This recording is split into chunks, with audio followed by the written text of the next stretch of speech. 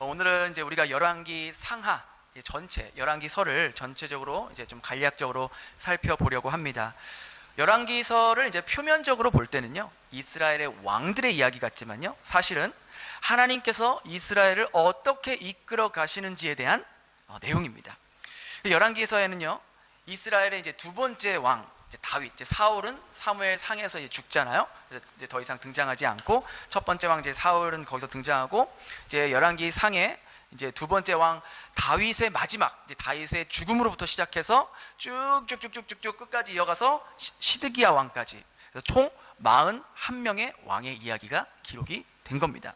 그래서 기록된 시대는요, BC 10세기부터 한 BC 6세기로 약 한 400에서 한 450년 동안에 있었던 일들, 왕들의 이야기들을 기록하고 있습니다. 원래는 이 열왕기 상과 열왕기 하가 한 권의 책이었습니다. 그냥 열왕기 서로 읽혀졌는데 헬라어로 번역이 되면서 이게 상하권으로 이렇게 읽게 되었고, 지금 우리가 읽는 성경도 이 헬라어 번역을 따라서 열왕기 상, 열왕기 하로 이렇게 나누어져 읽고 있습니다.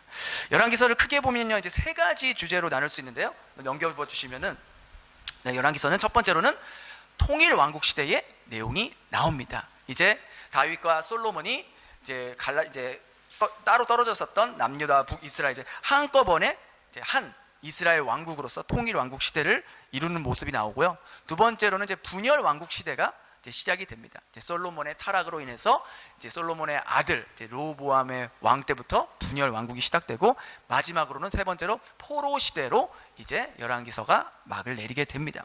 그러니까 열왕기서는요, 이제 다윗의 등장 이후에 등장하는 왕들이 어땠는지, 뭘 했는지에 대한 기록된 역사서와 같아요. 마치 우리나라의 그런 뭐 왕조 기록처럼 이스라엘의 왕들을 기록한 이야기입니다. 그런데 단순히 이스라엘의 역사만 기록한 책이 아니라는 거예요. 열왕기서를 볼 때 여러분들이 이제 오늘 뭐 리딩 지저스를 통해서 또 구역 예배를 통해서 이제 보게 될 텐데, 꼭 함께 봐야 할 포인트, 중요한 포인트는 이스라엘의 진정한 왕은 누구십니까? 하나님이잖아요. 하나님. 그 진정한 왕이신 하나님의 그 언약의 근거에서 왕들에 대한 그러한 삶을 평가하는 겁니다. 굉장히 냉정하게 평가한 책이 바로 이 열왕기서라는 말이죠. 하나님은 이스라엘의 이제 공식적인 왕을 세울 때 반드시 왕이라면 지켜야 할 원칙이 있다라고 신명기에 말씀하셨습니다. 우리 신명기 17장 16절부터 18절까지 한번 같이 읽어보겠습니다. 시작. 그는 병마를 많이 두지 말 것이요, 그에게 아내를 많이 두어 그의 마음이 미혹되게 하지 말 것이며, 자기를 위하여 은금을 많이 쌓지 말 것이. 18절. 그가 왕위에 오르거든 이 율법서의 등사본을 레위 사람 제사장 앞에 기록하여. 19절. 평생에 자기 옆에 두고 읽어 그의 하나님 여호와 경외하기를 배우며 이 율법의 모든 말과 그러니까 왕이 세워지게 되면 반드시 이것을 지켜야 된다라고 이미 하나님께서 모세를 통해서 말씀하셨다는 거예요. 이렇게 신명기에 기록된 내용처럼 하나님의 뜻과 하나님의 명령에 이스라엘 왕들이 순종하며 살았는지 불순종하며 살았는지에 대한 평가를 하고 있는 것이 열왕기서라는 거예요. 열왕기서의 첫 시작은 다윗의 죽음과 이제 솔로몬이 왕으로 등극하는 이야기로 시작이 됩니다. 여러분은 솔로몬 하면은 가장 먼저 떠오르는 게 무엇이세요? 솔로몬 하면 딱 뭐가 떠오르세요?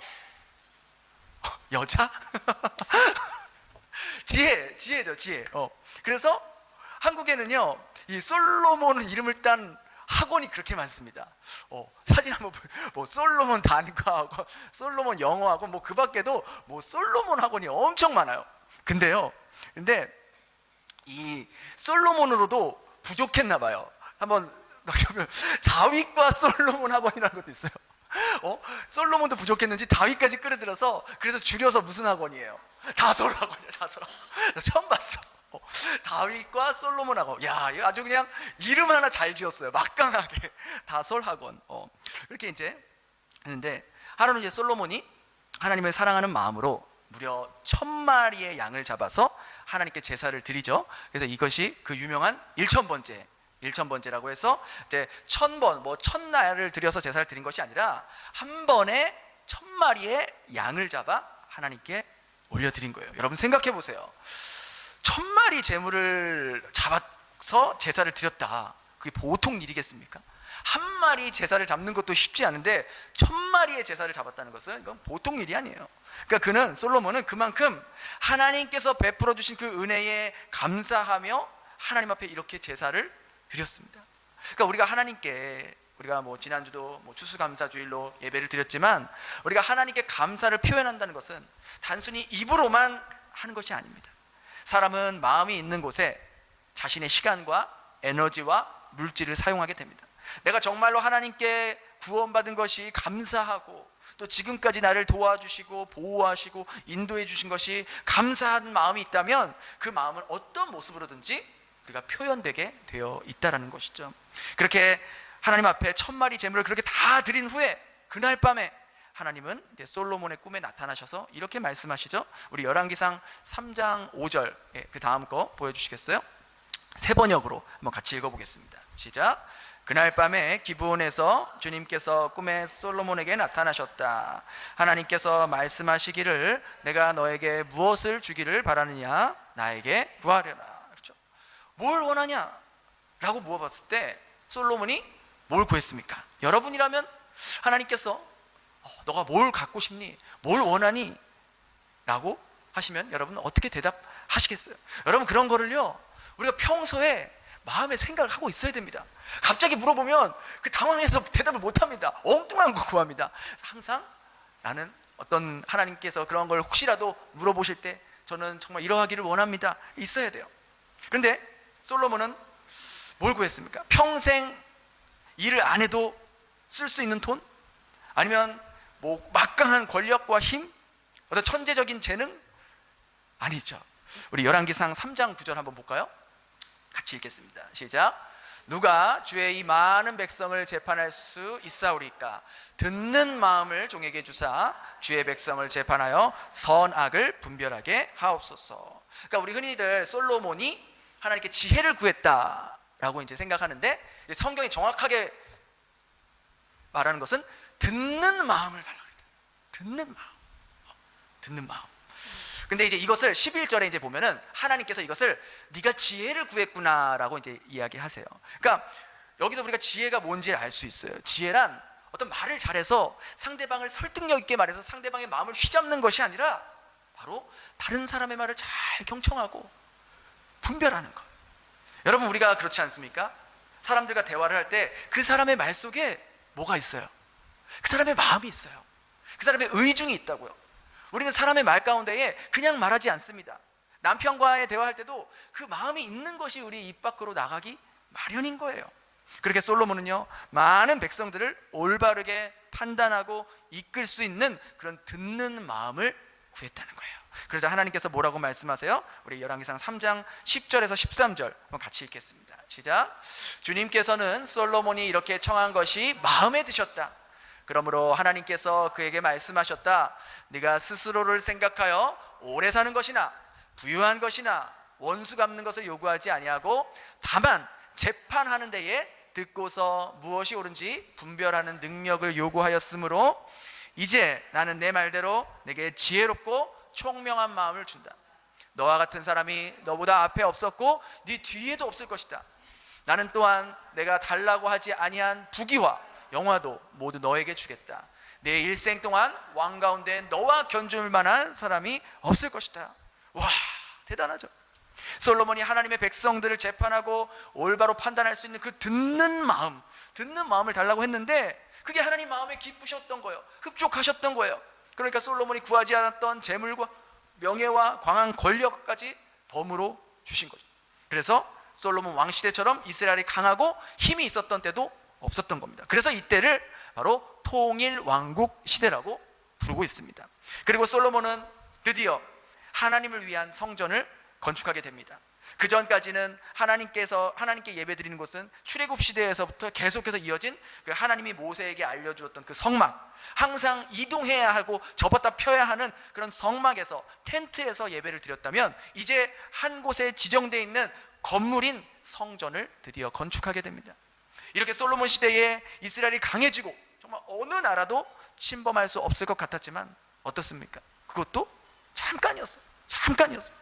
우리가 지난주도 봤지만 절대 권력은 어떻게 된다? 절대 부패한다. 그 말처럼 솔로몬의 마음이 점점점 하나님이 싫어하는 모습으로 부패해지고 변질된 거예요. 아까 우리가 읽은 것처럼 분명 왕이 되었을 때 지켜야 할 법이 있었다 그랬잖아요. 근데 솔로몬은 그걸 모두 다 지키지 않았어요. 자, 한번 볼까요? PPT 넘겨주시면, 넘겨주세요.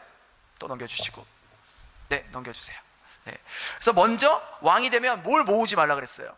병거를 많이 두지 말라 그랬어요. 근데 여러분 생각해 보십시오. 병거가 뭡니까? 전쟁 때 싸우는 마차입니다. 근데 왜 왕이 되면 병거를 많이 모으지 말라 그랬어요? 뭐예요? 이스라엘의 힘은 병거나 무기나 창이나 단창이나 무기에 있는 것이 아니라 하나님이 그들에게 진정한 힘이 되셨기 때문이에요. 반대로 병거를 모은다는 것은, 무기를 의지한다는 것은 하나님을 의지 않고 자기들이 가지고 있는 힘을 믿는다는 것을 의미한다는 것이죠. 그래서 하나님은 너희들은 너희들의 힘을 믿지 말고 오직 나 하나님을 신뢰하고 믿으라는 말씀이었던 거예요. 그러나 솔로몬은 병거를 많이 모으고 군대를 많이 모아야 나라를 지킬 수 있고 강해질 수 있을 거라 생각하고 수많은 병거들을 모으기 시작합니다. 두 번째로 하나님은 왕이 되면 17절 한번 볼까요? 또 뭘 많이 두지 말라 그랬어요? 아내, 여자들을 많이 두지 말라고 했어요. 솔로몬 어떻습니까? 다윗 아내도 10명이었거든요 그 10명도 얼마나 많습니까? 근데 10명도 아니고 100명도 아니고 감당이 안 돼. 이름이나 더 외웠겠습니까? 1000명의 아내. 왜 이렇게 아내를 많이 두었냐? 솔로몬은 정욕으로 가득 차 있었던 거죠.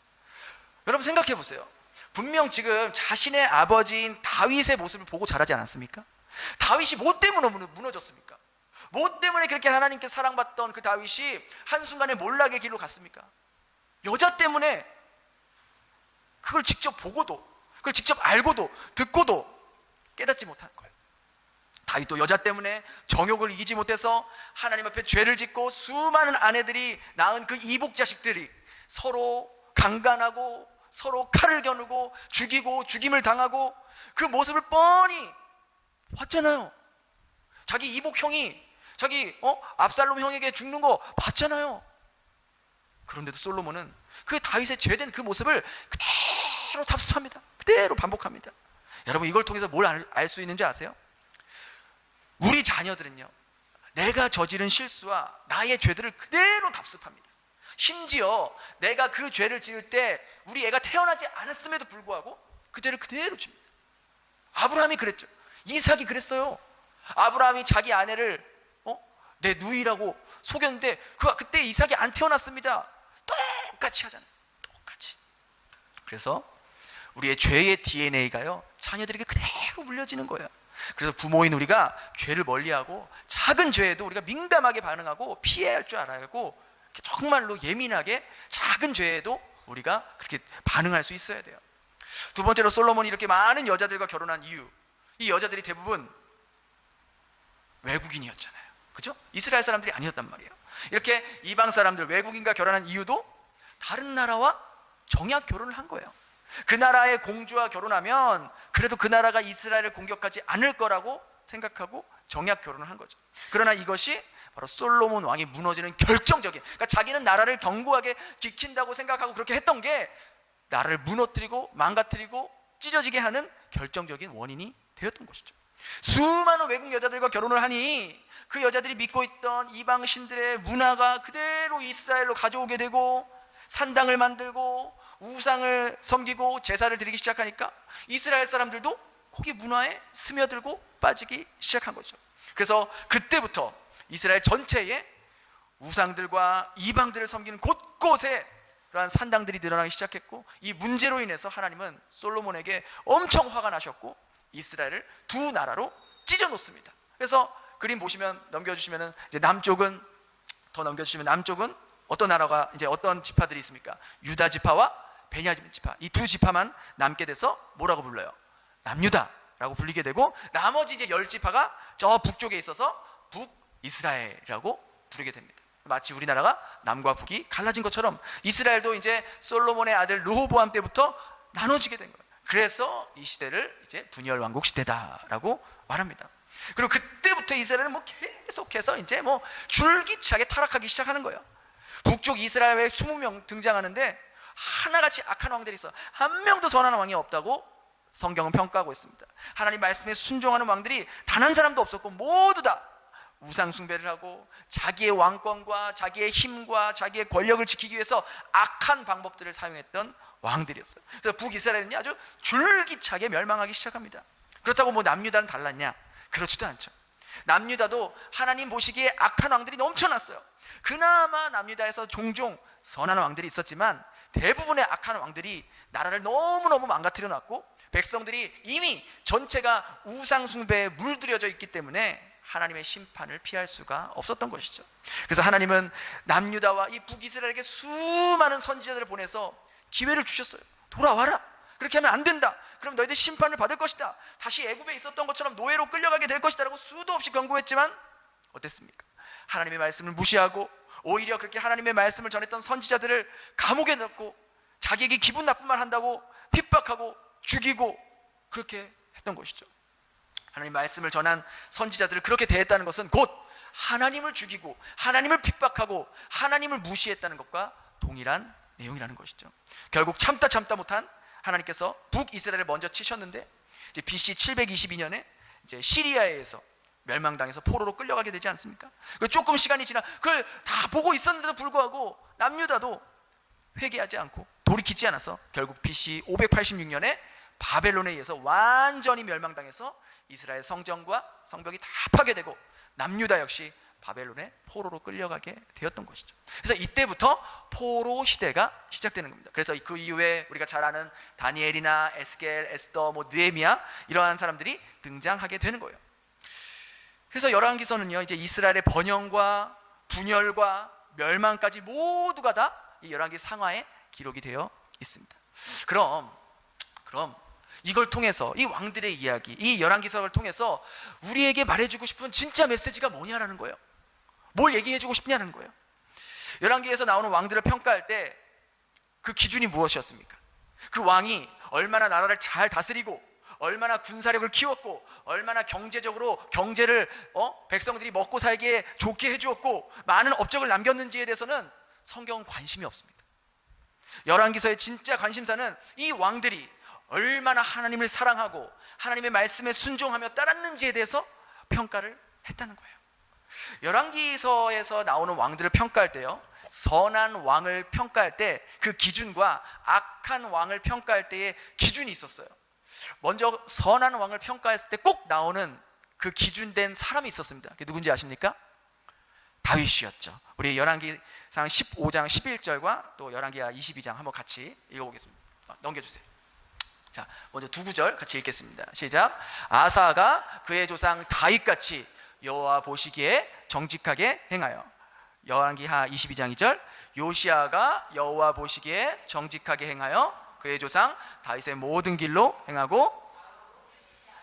그래서 선한 왕을 평가할 때 누구의 길로 갔다 그래요? 누구와 같이 했다 그래요? 다윗과 같이. 물론 우리가 지난주에 살펴본 대로 다윗도 하나님 보시기에는 형편없는 죄인이었죠.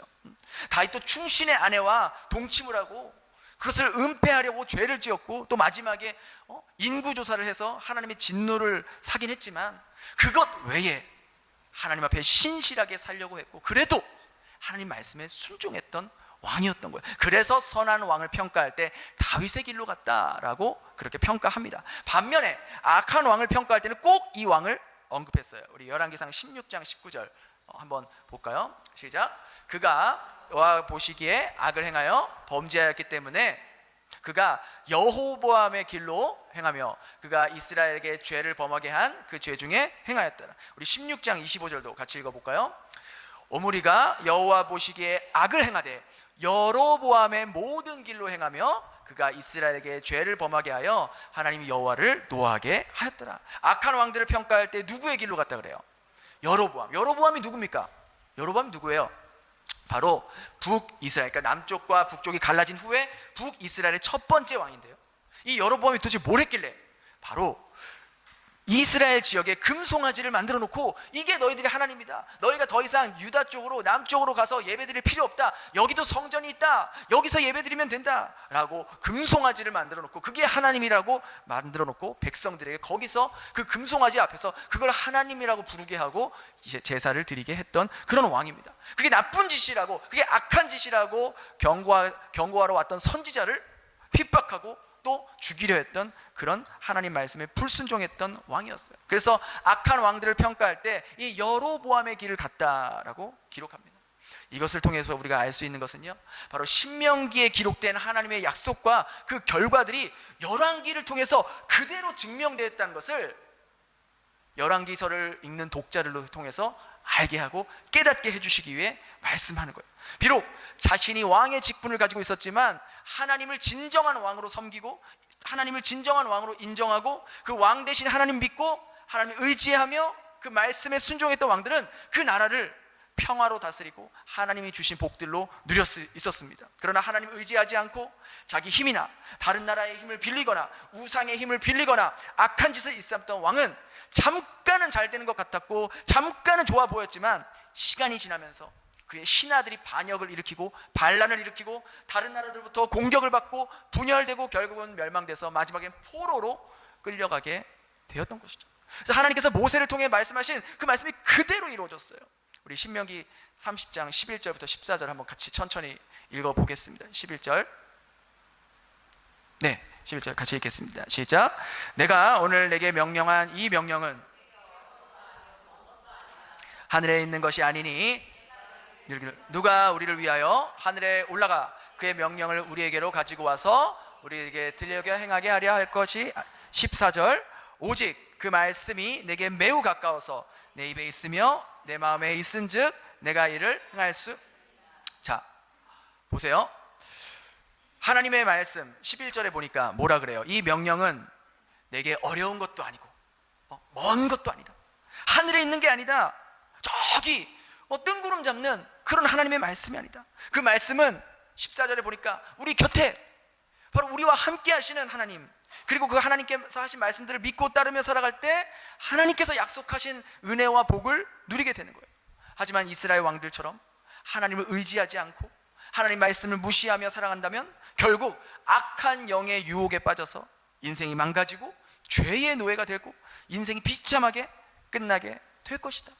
이 신명기 30장 14절에 뭐라고 말씀하십니까? 하나님의 말씀은 우리가 지킬 수 없는 불가능한 명령들이 아니라는 거예요. 아니라는 거예요. 저 멀리 하늘에 있는 말씀도 아니라는 거예요. 우리에게 그 말씀이 어떻대요? 그냥 가깝다도 아니고 어떻게 가깝다? 매우 가깝다는 거예요. 이 말씀이 너희의 입에 있고 너희의 마음에 있은즉 너희들이 이 명령을 행할 수 있다 없다? 있다라는 거예요. 근데 왜 우리가 하나님의 말씀 따라 사는 것을 힘들다고 느끼는 거예요? 왜 하나님의 말씀에 순종하면서 왜 어렵다고 느껴요? 14절에 그 답이 나와 있어요. 우리의 마음에 하나님의 말씀이 있으면 어떻게 한다 그래요? 행할 수 있다는 거예요. 그럼 바꿔 말하면 우리가 말씀대로 살지 못하고 말씀대로 사는 걸 힘들어하고 순종하지 못하는 걸 뭘 의미해요? 그 내 마음속에 하나님의 말씀이 없다는 거예요. 마음이 없는 거예요. 따를 마음이 없는 거예요. 하나님 말씀대로 살려고 하는 마음이 없기 때문에 우리가 행할 수 없다라고 느끼는 거예요. 우리가 가슴 아픈 이야기고 힘든 이야기지만 우리가 하나님의 말씀을 우리의 영혼의 거울로 삼아야 한다는 거예요. 하나님은 하나님이 하신 약속을 신실하게 변치 않고 지키시는 하나님이잖아요. 하나님께서 하신 약속은 지금 이 약속의 말씀은 우리에게 약속, 언약, 복의 약속이 될 수도 있고요. 또 다른 차원에서는 경고, 저주의 약속이 될 수도 있는 거예요. 하나님의 약속을 복의 약속으로 만들어 갈지 저주의 약속으로 만들어 갈지는 저와 여러분의 선택에 달려 있는 거예요. 그리고 열왕기서를 통해서 또 우리에게 말해주고 싶은 메시지, 중요한 메시지가 또 하나 있어요. 여러분들이 열왕기서를 쭉 이렇게 보면은 고개를 갸우뚱하게 하는 이런 말이 왜 있을까 하는 것들이 계속 반복됩니다. 우리 기상 14장 21절 쭉 한번 읽어볼게요. 시작. 르호보암은 유다 왕이 되었으니 그의 어머니의 야비암이 유다 왕이 되고 예루살렘에서 3년 동안 다스리니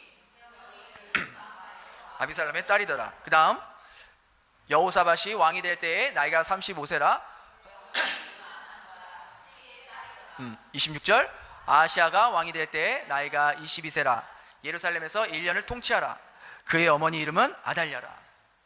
자, 제가 그냥 적게 읽은 거지만 계속해서 왕의 평가를 할 때 꼭 달려있는 말이 있어요. 뭐가 나와요? 그 왕의 엄마가 나온다는 거예요. 그 어머니가 왜 나올까요? 왜 굳이 뭐 성경이 뭐 분량을 늘리려고 그 왕의 어머니가 나온 걸까요? 절대 아니죠. 절대 아니죠. 바로 어머니의 역할이 그만큼 중요하다는 것을 성경은 강조하고 있는 거예요. 어머니가 어떤 마음을 가지고 자녀들을 양육하느냐에 따라서 그 자녀가 하나님을 경외하는 자녀로 자랄 수도 있고요, 하나님을 인정하지 않고 무시하는 자녀로 자랄 수도 있다는 것을 바로 계속해서 반복해서 이 구절들을 통해서 나타나고 있는 거예요. 여러분, 성경책 66권 중에서 우리가 지혜서라고 불리는 책이 있잖아요. 어떤 책이에요? 잠언이죠. 그렇죠? 잠언에는 수많은 인생의 지혜가 담겨져 있습니다. 근데 그 잠언의 그 지혜서의 결론이 뭔지 아십니까? 여러분, 잠언서 성경책이 있으면은 잠언서 31장이 어떻게 끝나는지 한번 보세요. 어떤 내용으로 끝나는지 보세요. 잠언서 31장 10절에 그 소제목이 있습니다. 그 소제목이 어떤 주제가 써 있나요? 뭐라고 써 있어요? 그 소제목 있죠. 조그만 제목 31장 10절 위에 뭐라고 써 있어요? 그렇죠. 현숙한 아내, 즉 지혜로운 아내에 대한 내용으로 잠언이 결론을 맺고 있는 거예요. 아니, 여러분 생각해 보세요. 잠언이 인생에 대한 지혜를 쭉 나열하면서 왜 갑자기 생뚱맞게 그 잠언의 결론을 현숙한 아내로 끝을 맺냐라는 거예요. 그만큼 우리 삶에, 우리 인생에, 우리 가정에 여성의 역할, 엄마의 역할, 아내의 역할이 너무나도 중요하다는 것을 강조하고 있는 거예요. 천하의 솔로몬도 그걸 알았다니까요. 천하의 그 똑똑한 솔로몬도 자기의 군사력으로, 자기가 가지고 있는 권력으로, 자기가 가지고 있는 돈으로 가정을 세울 수 없다는 걸 알았다는 거예요. 여러분, 가정을 세우고 자녀를 바르게 양육하는 것이 돈으로 됩니까? 회사의 직장의 직분으로 되는 거예요? 세상의 명예로 되는 거예요? 여러분, 우리가 뉴스를 통해서 매일매일 보잖아요. 뭐 대통령도 말할 거 없고요, 국회의원도, 재벌들도, 세상에 날고 기는 사람들도 다 뭐 때문에 구설수에 올라요? 자녀 문제 때문에 구설수에 오르잖아요. 우리가 수도 없이 보잖아요. 근데 성경은 특별히 이 인생의 지혜서라는 이 잠언, 그 잠언은 그 가정의 엄마가 어떤 사람이냐에 따라 그 가정의 분위기가 결정되고 그 자녀들의 마인드가 달라진다는 거예요. 그래서 잠언의 결론이 이렇게 끝나요. 우리 잠언 31장 30절, 31절 한번 같이 읽어보도록 하겠습니다. 네, 같이 읽겠습니다. 시작. 고운 것도 거짓되고 칭찬을 받을 것이라. 그 손의 열매가 그에게로 돌아갈 것이요 그 행한 일로 말미암아 성물. 그러니까 그 인생의 지혜서라는 잠언의 결론이 이거예요. 그 결론, 책의 결론이라는 건 뭡니까? 그 책의 한마디로 가장 중요한 걸 딱 요약해서 말해주는 게 결론이잖아요. 그 결론에 뭐가 나오냐니까? 고운 것도 헛되고 아름다운 것도 헛되다, 거짓되다. 무슨 말이에요? 시간이 지나면, 세월이 지나면 겉모습, 외형, 세상적인 것은 다 변한다는 거예요. 그게 중요한 게 아니라는 거예요. 아무리 예쁜 외모, 좋은 가방, 뭐 좋은 옷, 좋은 것들 가지고 다녀도 시간이 지나면 다 변하고 쓸모없는 것이 된다는 거예요. 근데 어떤 것만 영원해요? 어떤 것만 시간이 지나면 더 빛이 나고 더 가치가 있는 것으로 인정받게 됩니까? 바로 여호와를 경외하는 마음, 그 마음만, 하나님을 사랑하는, 하나님을 중심으로 사는 그 마음, 그것만이 시간이 지나도 변하지 않고 헛되지 않고 오히려 시간이 지나면 지날수록 그 모습은 사람들에게 칭찬을 받고 사람들에게 존귀함을 받게 된다고 지혜서의 결론이 말하고 있는 거예요. 특히 남편에게, 자녀들에게 존귀함을 받고 칭찬을 받는다는 거예요. 여러분 생각해 보세요. 누가 아무리 내 주위에서 다른 사람들이 칭찬해주고 인정해줘도 내 배우자가, 내 자녀들이 나를 인정하지 않은 것만큼 마음이 허전한 것도 없잖아요. 근데 반대로 다른 사람이 아무리 나를 비난하고 조롱하고 무시하고 인정해주지 않아도 내 남편이, 내 자녀가, 내 아들이, 내 딸이 나를 정말로 리스펙해주고 인정해주고 밀어주고 그렇게 하면 얼마나, 그게 가장 큰 힘이 되는 거 아닙니까? 가정에서 내 남편이 나를 정말 지지해주고 나를 믿어주고 나를 존귀하게 여겨주는 것만큼 그것만큼 행복한 게 더 어디 있겠습니까? 그런다는 거예요. 언제? 내가 하나님을 전심으로 경외하며 살아갈 때. 여러분, 이 세상을 주도하고 변화를 일으키고 혁신을 일으키는 일은 대부분 남자들이 합니다. 그런데 그 남자들을 변화시키는 일, 그 남자들의 마음을 바꾸는 일을 여자들이 한다는 거예요. 그 가정에 어떤 아내와 함께 사느냐에 따라, 어떤 엄마와 사느냐에 따라 그 가정의 남편의 모습이, 자녀의 모습이 완전히 달라진다는 거예요. 열왕기서를 보세요. 왕들이 하나님의 말씀을 따르지 않고 불순종하며 보기에 좋은 것들을 취했던 왕들은 그 어머니가 그렇게 살았고 그 아버지가 그렇게 살았기 때문에 그런 거예요. 반대로 하나님 말씀에 순종하면서 하나님을 사랑했던 왕들은 그 어머니가 하나님의 말씀을 귀히 여기고 하나님을 사랑했기에 왕들이 그렇게 할 수 있었던 거예요. 그래서 유대인들도 아버지의 신앙도 중요하지만 어머니의 신앙이 더 깊은 신앙, 더 진짜 신앙, 자녀에게 이어지는 신앙이라고 여겼다고 하잖아요. 그래서 유대인들은 아빠가 외국인이어도 어머니가 유대인이면 그 자녀는 진짜 유대인이라고 그렇게 여겼던 거 아닙니까? 이것이 오늘 우리들에게 굉장히 중요한 메시지를 말해주고 있는 거예요. 아빠들도 중요하지만 여러분, 누가 아이들과 더 많은 시간을 갖고 있습니까? 엄마들 아닙니까? 그래서 그 아이들의 내면, 아이들의 습관, 그 아이들의 영혼까지 터치하는 사람이 바로 엄마라는 거예요. 한 가정의 엄마의 모습이 이만큼 중요하다는 것을 성경은 말해주고 있는 거예요. 엄마가 세상의 것을 좋아하고 따라가면 그 자녀가 신앙이 좋아질 수가 없어요. 자녀는 부모의 거울이잖아요. 인정하고 싶지 않지만 자녀의 모습이 내 모습으로 그대로 비춰지는 거예요. 우리가 수학 공부, 영어 단어 외우고 학원 다니는 것보다 정말 성경 읽게 하고 큐티하는 것을 더 중요하게 여기고 있는가? 하나님을 예배하는 것을 우리 삶의, 우리 아이들의 삶 가운데 가장 귀한 가치라고 가르치고 있는가? 그러니까 세상 지식 공부가 중요하지 않다는 게 아니에요. 중요하고 당연히 필요하죠. 근데 뭐가 더 중요하냐는 거예요. 우선순위의 문제잖아요. 그런데 부모인 나부터 그렇게 하나님의 말씀을 우선순위에 두고 있지 않는다면 어떻게 자녀가 그걸 더 중요하게 여기겠냐고요. 그래서 아이들과 더 많은 시간을 보내고 있는 우리 엄마들이 아이들에게 더 많은 영향을 끼치고 있는 거예요. 열왕기서가요, 왕들의 이야기 같지만 사실 저와 여러분의 이야기예요. 신명기에 기록된 그 말씀 그대로 우리가 하나님의 말씀을 마음에 두고 내 삶의 가장 중요한 것을 하나님으로 우선순위로 두며 산다면 그 말씀은 내게 가까운 말씀이 될 거예요. 저 멀리 정말 말도 안 되고 실천할 수 없는 그런 말씀이 아니라 정말 내 삶 속에서 삶으로 구현되는 말씀이 되고 실현되는 말씀이 되겠지만, 우리가 세상의 지식과 세상의 경험과 세상의 흐름에 마음을 두고 산다면 하나님의 말씀은 정말로 힘들고 지키기 어려운 말씀, 순종하기 어려운 말씀으로 다가오게 될 거예요. 우리가 이 사실을, 이 진리를 우리 마음속에 늘 담아두고, 우리가 아까도 하나님 앞에 고백했잖아요. 내가 어떤 상황에도 하나님을 예배합니다. 그 어떤 상황이라는 것은 내가 편하고 기분이 좋고 시간이 남고 그런 상황만이 아닙니다.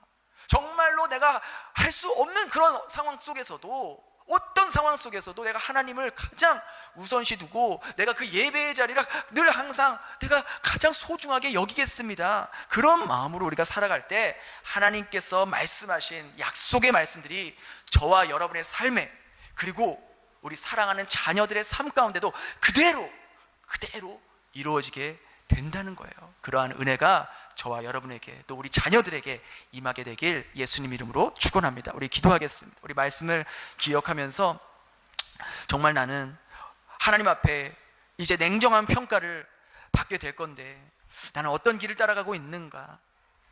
나는 넓고 쉽고 세상 사람들이 좋아 보이는 그러한 길로 가고 있지는 않는가? 아니면 좁고 협착하고 힘들지만 생명이 있는 길, 예수님이 기다리고 계신 그 길로 가려고 하는가? 그것은 예배당에 나왔다고 결정되는 것이 아니라 이 예배당 밖에서, 가정에서, 사람들과의 관계에서, 내 일상 속에서 내가 어떻게 살아가느냐에 따라서 하나님께서 말씀을 잣대로 평가하실 겁니다.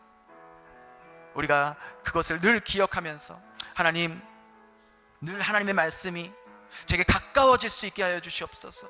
하나님의 말씀은 지키기 어렵고 순종하기 어려운 말씀이 아니라 그 말씀이 내게 가까이 있어서 늘 순종할 수 있고, 그 말씀을 따라 사는 게 힘들고 어려운 게 아니라 그것이 나를 살리고 그것이 나를 기쁘고 그것이 나를 생명을 주게 하는 그런 말씀이라는 것을 늘 기억할 수 있는 저희들이 될 수 있게 해달라고.